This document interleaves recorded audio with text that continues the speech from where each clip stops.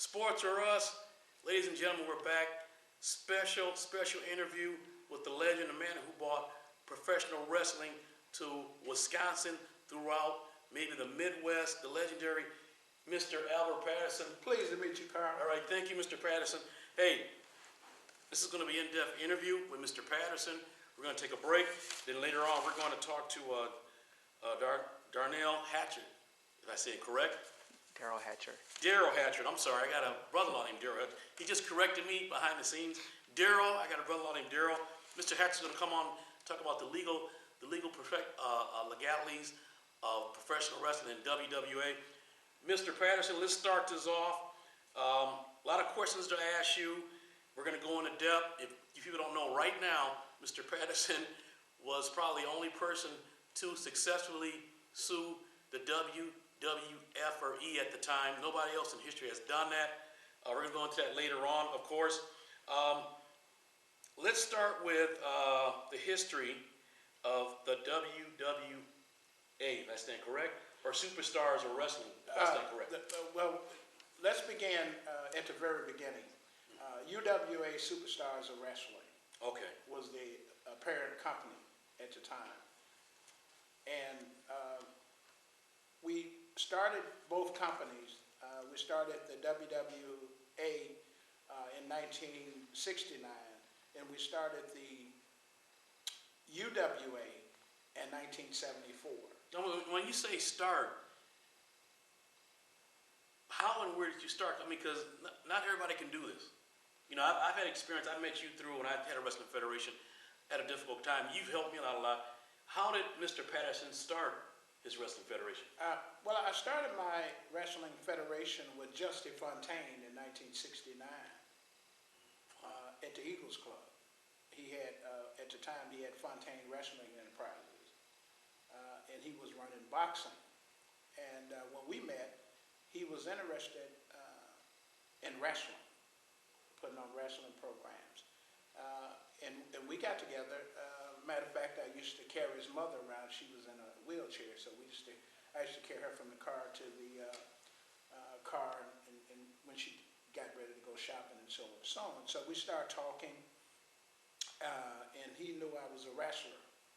And he asked me, he said, how do you feel about booking wrestling? He said, you know all the wrestling guys around Wisconsin, like Mondo Rodriguez, Cesar Pabon, Sellout Thomas, Bobo Brazil. And I knew all of these guys at the time because Bobo was a cousin to my wife. Her maiden name was Grace Brazil. Now, were you wrestling at that time? Yes, yes. Okay. I started in Memphis, Tennessee. Matter of fact, I started at 17. Wow. So I didn't know that. Wow. Yeah, Okay. I started wrestling at the age of 17. Now, what was your first match? I'm trying to jump into it. I'm just out of curiosity. At the age of 17, I mean, that's still young. That's not even 21 legal-wise. Well, I was in Memphis, Tennessee. You know, I lived in Memphis. I was born and raised. And I was living in Memphis, and I used to go down every Monday night and put the ring up, help put the ring up for the show. They had a show every Monday night in Memphis, Tennessee. They had guys like Jackie Fargo, Roughhouse Fargo, Billy Wicks, the Welch Brothers, which was the company that at the time was promoting it. And I used to go down. My mother used to get on me about it, but I would take Monday out of school. Okay. And we would go down, me and a couple of other guys, and we would help put the ring up. And I got so that the guy that had the ring, he would come in, and more or less he would let me, because I learned how to set the ring up very quickly. So he would let me orchestrate setting it up. You know, he'll show me how to do it. He showed me a couple of times. So, and the other time he'd be sitting out having coffee and stuff, and I would have the guys, and we would set up the ring. So we would get the ring set up at an appropriate time, maybe 1 o'clock in the afternoon. And some of the wrestlers would come in, like Jackie Fargo, Roughhouse, and different guys would come in early, and they would work out. So I was a big guy, you know, and they would want to practice holds and moves, you know. And I was the kind of guy who was tough. I wouldn't cry, you know. They'd body slam me, but they would learn me the profession. See, you learned the old school way. Yeah, and I learned by hard knocks, and you know, and one day, one of the wrestlers, he was from Arkansas, matter of fact, and he couldn't make it. He had a car accident, and they had a guy named Rowdy Red Robinson. He was a mean guy, you know. He was actually really mean, and so a lot of the guys didn't want to work with him because he was so tough, you know, mentally. And and then a lot of the guys said, well, oh, if I wrestle him, I might get hurt, and I can't wrestle tomorrow. So they don't want to wrestle him. And so the guy came to me and he said,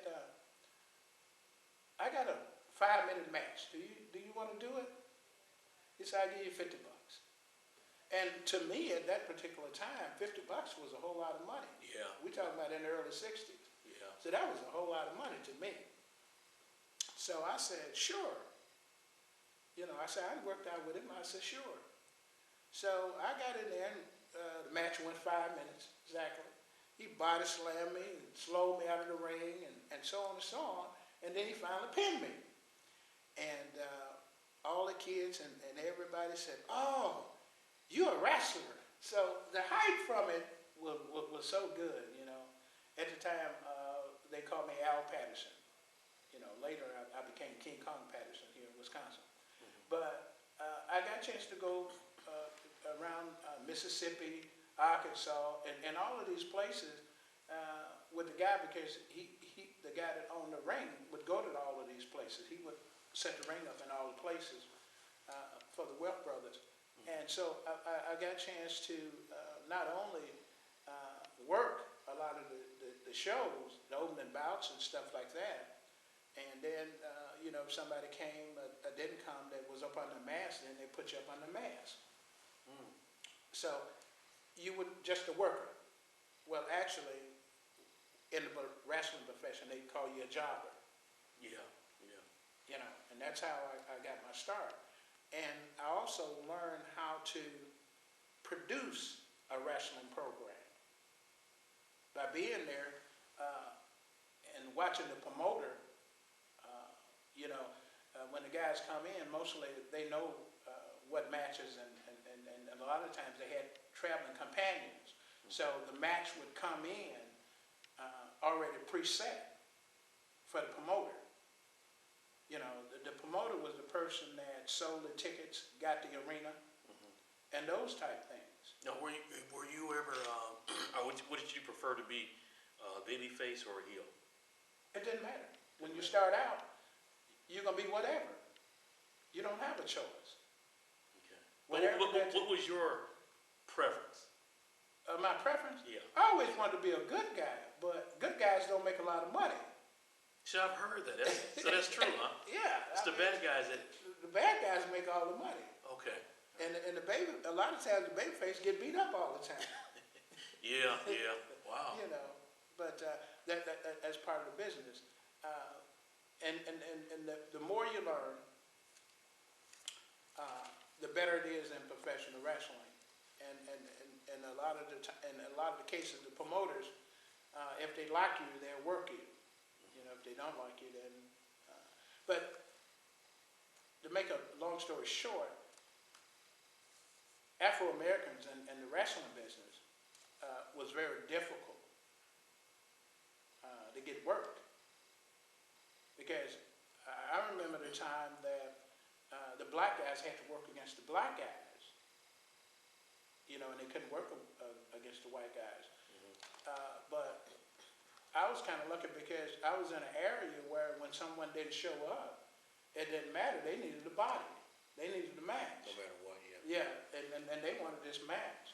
And then a lot of times when you have black entertainers coming in, you would put them in a team. You put both of these black guys together, you put them in a team. One of the black guys might be the star of the area, and then another guy would be what you call a jobber. He's the guy that's going to lose the match. Okay. The star, you keep him alive. So then you take these two black guys and you put them against your other stars, your white stars, per se. And what happened is, then they'll beat the jobber. They let the star work. I know you're gonna see those type matches. Yeah, even today I think too much has changed. No, I don't think too much has changed in the wrestling business, besides the money and the putting the matches and putting the show together. It is a lot of money. Now that has changed. Well, it's a lot of money, but you only have a lot of major players today in the game. You know, and quite so you got the WWE, you got TNA, then you got House of Rumble. It's another organization on Channel 24. Ring of Honor. Yeah, Ring of Honor. Yeah. Now let's, and I'll jump ahead because I was saw that at one time you had your wrestling federation on was Channel 18 or I had it on Channel 24. 24. Yes. One of the stations. I remember watching that too. That was excellent. Well, I matter enjoyed of that. fact, just to step back in time, I produced the first Superstars of Wrestling television program. I Wow. developed it and produced the trademark Superstars of Wrestling. Now, what year was that? 1983. 83. Okay. Yes, I created all of that, and I went to Channel 24 at the time. They had Vern Gagne on, and Vern Gagne, when I made a deal with Channel 24, I was the first person that paid for TV. Vern Gagne, the WWF at the time, all of those companies, they bought our TV. They never really paid for it. Wow. They bartered it. So, in our line of business, we used to call it welfare TV. Okay. Here's a guy here that's got a program and so on and so on, but he has to pay to put his program on. And when I put Superstars of Wrestling on, it became a #1 program throughout the United States. They didn't know what color I was. Right. So I remember the show. It was so great. when the program became a #1 program out there, they didn't have no way of putting it, color-wise. Mm-hmm. So we didn't color-wise it. I had a Jewish guy, David Starr. His name was Harold Labozak, was the TV personality at the time. Okay. And I had another promoter guy that used to work for me, and we went into the television stations, and they didn't want to do business with me. So they did business with more or less Harold, which was the front guy for the corporation at the time. Okay. And I was just setting in on it because I had to give them information about the television program and the audience, how it's going to be, and the makeup of the program. And at the same time that our program went on, February the 5th, 1983, we noticed that another company created a similar program for Madison Square Garden. I wonder who could that be? We're going to get on into that. But it came out with the same identical program. Right. So they stole the television show weeks after it got on. But, even though you had the rights to yes. the name. Well, at the time, they didn't know we had registered Superstars of Wrestling in the state of Wisconsin at the time. We registered that in 1980. But your show was so popular that they've heard about it. Let me get on to how all of this took place. I used to have a guy, Angelo Popo, and Randy Popo, and Lenny Popo. That was my biggest mistake. As I went into business with these guys on promoting wrestling through the state of Wisconsin. They had an international wrestling program. While Randy was a star, Bob Boyd Jr., and all these guys were stars in this television program. So we licensed the program, a weekly show from them, an hour program, that we put on the WWA network. We had Channel 26 in Green Bay and all the cable markets around the state of Wisconsin where we put this program on. And that was in 1980. So, to cut a long story short, Randy Savage worked for me and Superstars of Wrestling from 1980 to 1982. And he had all the info and all of the staging information and posters of the Superstars of Wrestling decals at the office in Kentucky. So he worked a deal out, I would imagine, with the WWF at the time. In 1984, he started working for the WWF. And previous, before that, sorry to interrupt you, did a pay-per-view with Randy Savage. Oh, that was his last show we did, was in 1982. Yeah, yeah. That's on October, YouTube. Yeah, October of 1982, we did the program. Okay. And that was the first kind of like program that he had ever did in that area, and that was the first time that he had worked up north. Because I very remember that they stayed at our home. Randy, Bob Horton, and Ronnie Garvin. They stayed at our estate that we had on 14th Street at the time. And Angelo would call and you know, periodically, because we had him here Thursday, Friday, and Saturday, and Sunday, and we sent him back out, flew him back out on Monday. I saw that video. You took I mean, you were head of the UFC. You pretty rough in the ring, Mr. Patterson. Yeah, wow. You know, and in the wrestling business, you know, I was very lucky to have a good wife, and they helped me out, and where I had nothing to do but train and do different things. But I was doing multi-situations. I was doing the promotions, the ring, the wrestling, working with the talent. Though, you know what, that match with Randy did, it seemed like you didn't pull any punches. Well, that was at the time, Randy was very young. He was ambitious. He was kind of a little hard to talk to at the time, you know, and he would get carried away. Okay. So physically, you had to be physically able to defend yourself. Okay. In the ring, because back there then, Bob Horton and Randy, I wrestled both of them at you know, in that area, from because Bob Horton worked for me from 1980 through 82 also, and then he also came back and worked for me in '93. Bob Horton and Nails, Okay. in the later years, but you know, the wrestling business, like I say, it was very difficult in the state of Wisconsin, because at one time we had to hire an attorney to even rent the auditorium. Wow. You know, Tom Jacobson at the time was the attorney that we had to hire at the time. We also had to hire a couple of other attorneys to even get on Channel 24. But we did break the barriers. Now we have opportunity to really get in focus on the professional wrestling scene. And I think that's going to be very important. But we had also, not only myself, we had guys like Jeff Mays, C.L.R. Thomas, Armando Rodriguez, Cesar Pepper, Indian Pete, late great Indian Pete. And all of these peoples, well, Angelo Papa is late now, Randy, and all of these guys, you have to, you know, put your hand out to these guys, because working for a black promoter at the time, it was no black promoter. No.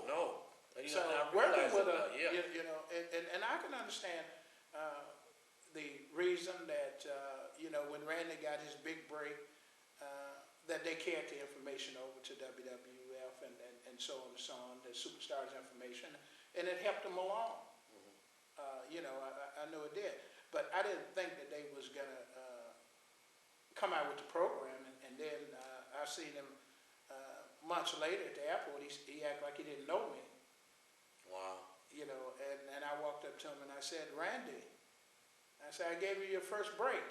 And he finally turned around, him and Elizabeth, and shook my hand, and so on and so on. But, you know, to look at the times, you can understand when you get with these other promoters and how you act Yeah, yeah. You know, the Like you whole said. conglomerate, you know, that was the atmosphere that they had to give. But there's such thing as loyalty, you know. Like you said, you gave the man his first break. I saw videotapes of the first time we met. We met. Um, I saw videotapes, and you showed me. You asked, well, who was that? And that was Randy Savage and Animal. Right. You had Animal too. Yeah, This man is a legend. Hey, let's take a break. You're watching Sports or Us. I'm here with the legendary Albert Patterson. We will be back with Mr. Patterson. We got a special one of his guests coming on. You're watching Sports or Us. We're talking about the superstars, the legend right here, Mr. Albert Patterson. We're back, Sports or Us Talk with Mr. Albert Patterson. He's going to be back towards the end of this show. We're going to talk about, of course, legendary how he actually beat Vince McMahon, the only man to beat Vince McMahon, because somebody used his trademark, superstars or wrestling. We'll get back to that. Right now, I got Daryl Hatchard. Daryl, welcome to the show, Sports or Us. Hi, nice to meet you. Nice meeting you. You are the legal assistant to the WWA Superstars of Wrestling. Okay. Just want to go into some things about as far as you like your role play for the WWA Superstars of Wrestling, Mr. Patterson. Give us some insight on where do you fit in with this organization. All right, well, some history about that. I actually met Al about 3 years ago. I was always interested in wrestling, and one of the things I decided to do was just kind of like reach out to the different promotions in the area and see if I could at least become like a roadie or something, because obviously I don't have the size to be a wrestler. So I reached out to him. I told him, I'm going to school. I'm interested in doing law. And next thing I know, I get like an email like, "You're interested in law, huh?" Like, I just came to his house like the next day or a few days later. He told me the situation with the WWE and like his roles with all the other companies that were like unjustifiably using his trademarks and everything. So I've been with him for about 3 years, just helping him, do cease and desist orders, just different type of letters, serving people with like memorandums and everything. Okay. Well, and I talked to him earlier. I witnessed and I watched him on Channel 24. I'm a little older than you, probably decades older than you. So I had the real colorful insight of his federation and what he was doing and